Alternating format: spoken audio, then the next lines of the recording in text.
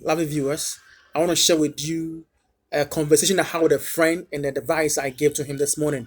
This friend I met this morning was a bit worried and disturbed that he has lost his investment, meaning that he went to farming and everything went bad.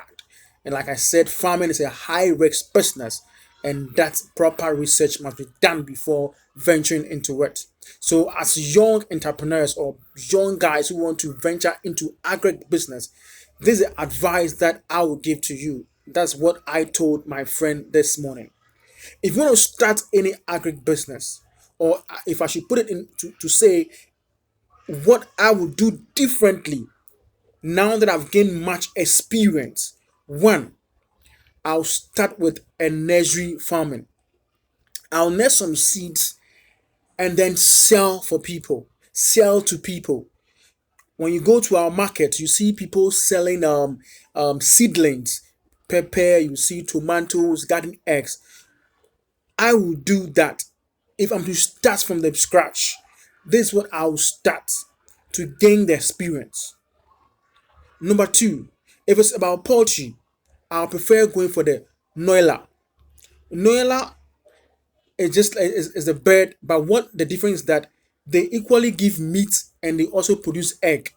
If you want to go for broiler or layers, you end up feeding as a beginner going into poultry and you don't have that much knowledge.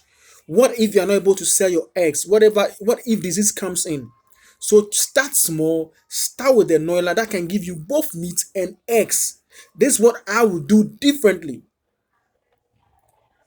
Then thirdly, I'll look for my market. It's very, very important. Everything that we do in agribusiness, when we produce our animals or our crops, our vegetables, it must be sold. So until you have been able to identify your market, don't venture into agribusiness. Don't say I'm going and then get it. That is why some people end up failing because they put large sum of money. In my previous video, I said let us not go into high mechanized farming when we are not sure of ourselves. Let's start small.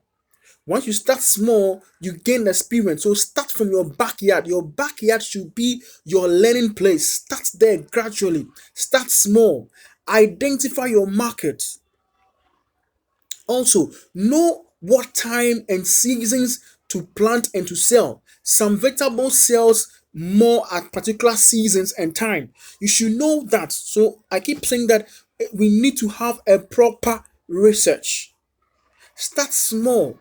Your home or your backyard garden becomes your school where you start over there. Also, get the right manpower. Get people who understand the job. Get people who are ready to work. If you need to hire and fire, do that. One, you cannot cultivate yourself. You cannot plant everything. You cannot do everything yourself. You must get people to work with. So get the right people to work with. If you don't get the right people, trust me, they will break you down. They will mess up your investment. So as a young entrepreneur going to business, look for the right people. I keep on saying that let us stop thinking like farmers. Let's think like businessmen. Also, I will invest into water system, whether being livestock or animal. Crops. You still need water on your farm. So you need to invest into irrigation or borehole. If it doesn't rain, what happens? Most of our farmers when it doesn't rain, then there's chaos. What I'll do differently also is that I will plan my farm to detailed. You should know what you want to achieve at each particular time, what crop to plant at each particular time. Now, if I'm to do beds, I'll have beds that I can have some to sell after even 2 weeks to other farmers.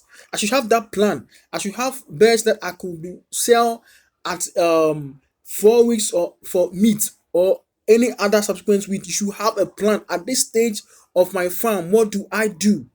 If we are doing how do you call it, vegetables, imagine you plant let's say cabbage. In between, you can plant garden eggs. So you plan. So once you harvest your cabbage, you have your garden eggs, you can do mixed cropping. If you have an acre of land, you can divide to four. Plant cabbage here, plant onion here, plant okra here, plant this there. So once this, let's say you do cucumber within 45 days is ready to harvest. So you can sell that one, make some money whilst you wait for the others. Because once you start farming, you're going to pay the workers. You're going to buy, if you have a generator, you're going to buy petrol. So do something short term that can bring you some quick returns to use to run your farm. So this is what I would do differently. If I'm planting plantain, in between I'll plant maize in between. If I'm planting something in between, I'll plant beans. So you have mixed cropping and you have what to harvest at each time to sell to make some money to run your farm. So this is what I would do differently. So my people, let not say that people went into farming and they lost. You can still achieve great success in farming if only you plan well and you listen to advice. Yes, the internet will give you much advice and ideas, but the best idea or the best form of knowledge is to go and understudy a farmer, identify a farmer, and go and learn from that person. Thank you very much. This is the advice I get to my friend. So I believe it will be of help to us. If you've not subscribed to my channel, kindly do so that you can get notification anytime I post a video. Thank you very much and have a wonderful day.